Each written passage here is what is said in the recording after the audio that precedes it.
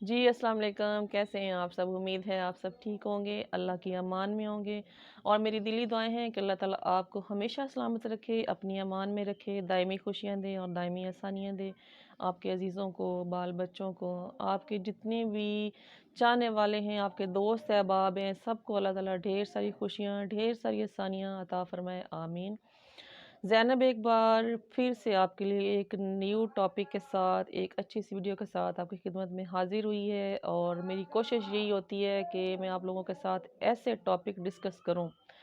जो हमारे अंदर की बातें होती हैं, जो हम किसी के साथ बयान नहीं कर सकते, जो हम सोचते ज़रूर है लेकिन हम उनको लफ्ज़ नहीं दे सकते, उनका जुमला नहीं बना सकते। तो मैं कोशिश करती हूँ कि जो हमारी अंदर की जो बातें हैं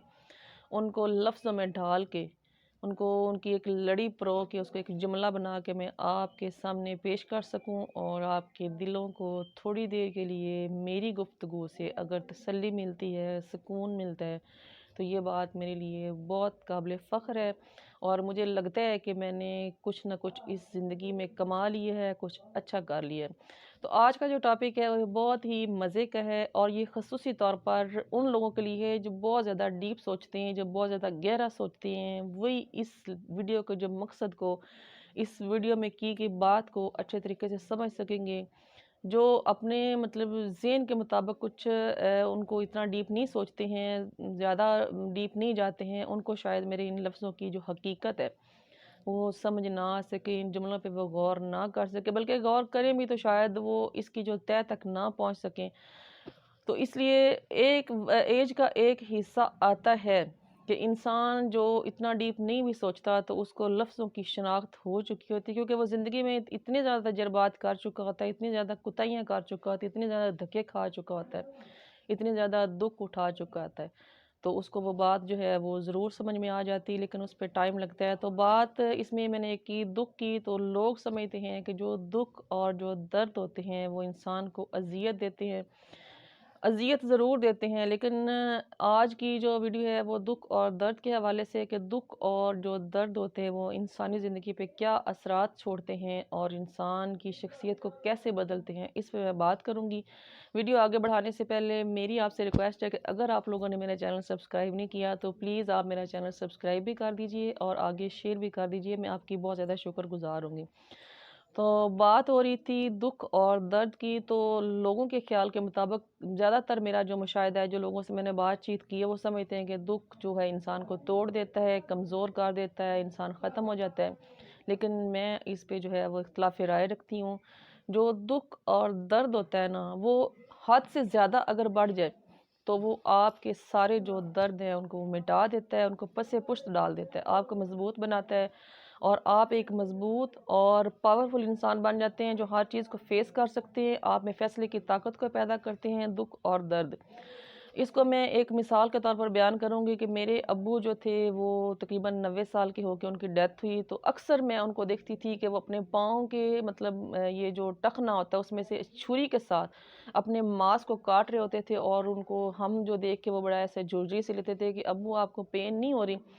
तो वो कहते थे कि नहीं बेटा, ये जो मांस है, ये जूते जो लेदर का जूता, जो चमड़े का जूता उस टाइम हमारे वालिदैन पहनते थे, जो मोची बनाते थे, उसके साथ लग लग के तकलीफ दे दे के उस जगह को वो इतना ज़्यादा वो तकलीफ दे चुका होता था कि वहाँ पे एक चंडी बन जाती थी।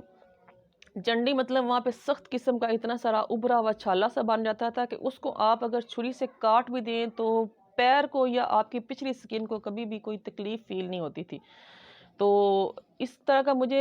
हम अब्बू की बात पे मैं यकीन नहीं करती थी, लेकिन जैसे-जैसे ऐज गुज़री तो सब्ज़ी बनाते हुए या किसी वजह से यहाँ पे जो छुरी को मुसलसल पकड़ने से यहाँ पे वो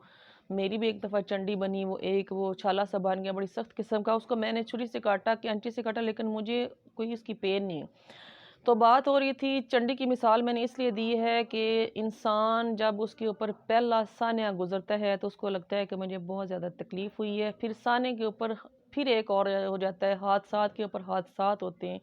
कहीं पे उसके प्यारे उससे गुजरते हैं, कहीं पे उसकी जो दिल आज़ारी हुई होती है, कहीं पे उसके रिश्ते खो जाते हैं जिनको वो नहीं खोना चाहता, कहीं पे लोग उसको अपने रवैये की मार देते हैं, कहीं पे उसकी तज़लील करते हैं, कहीं पे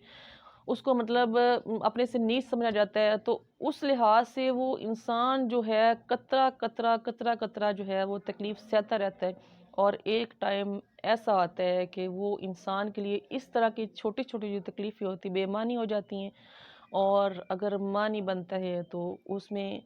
ایک طاقت جو ہے اس کا معنی بنتا ہے، ایک پاور کا معنی بنتا ہے۔ وہ انسان کا جو وجود ہوتا ہے وہ ایک، آپ یوں سمجھ لیں کہ ایک پہاڑ کی مانند جو لوگوں کے سامنے کھڑا ہوتا ہے، جس میں قوت برداشت ہوتی ہے، جس میں احساسات ہوتے ضرور ہیں لیکن وہ اپنے احساسات میں بہتا نہیں ہے، وہ کسی پہ بلیو نہیں کرتا۔ وہ احساسات صرف ان لوگوں کے اوپر اپنے نچھاور کرتا ہے جو اس کے اپنے پیارے ہوتے ہیں، جو اس کے اپنے عزیز ہوتے ہیں، جن کو وہ آزما چکا ہوتا ہے۔ اور ایک چیز ہمیشہ یاد رکھے، میں نے آپ کو ہمیشہ بتایا ہے،